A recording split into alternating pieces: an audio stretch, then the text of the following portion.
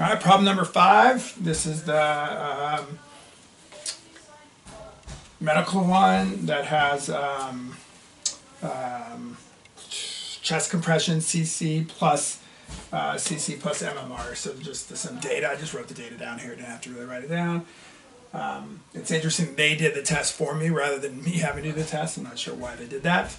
But here's the info. The null hypothesis was that the results are the same. And the alternate is that CC has a better survival rate than MMR. And here's the data. So the first part of that question says they gave me the p-value, so it's like they did the test for me. We could check that if we wanted. And it's 0.0761 and interpret the p-value.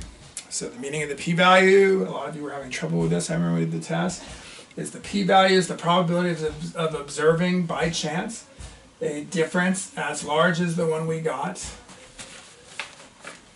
I should say as large or larger than the one we got. I don't know what we got, they didn't tell us, they just gave us the p-value, right? So I don't have that value. And it's really important that you put this if the null hypothesis is true, and then context, right? So if the two treatments are equal. So it's the probability of observing by chance a difference as large or larger than the one we got if the two treatments are equal, if the null hypothesis is true. Then they say, what are you going to do with that information? Well, p is greater than 5%. I guess I should say 0.05 there, sorry. P is greater than 0.05. So remember, the large p-value means, here's my rejection region, 5% out there. So I'm not in the rejection region, so I'm going to fail to reject the null hypothesis. And then my conclusion is going to be there is no evidence of the alternate, right? So there is no evidence that CC alone produces a higher survival rate. And the third part of that problem was based on this conclusion, which type of error might we have made and what's the consequence of that error? So we failed to reject, right? So failing to reject a false null would be a type 2 error. So it's possible we made a type 2 error, we don't know for sure.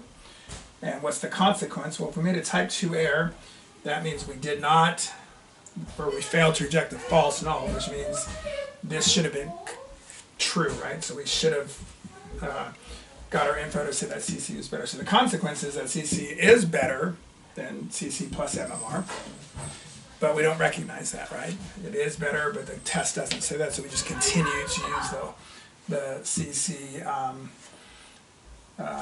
alone, right? So we don't acknowledge the change, and we just continue to go the other way. So if you're grading, let's see, 3 EP9s, just one for each one. One, boom, boom.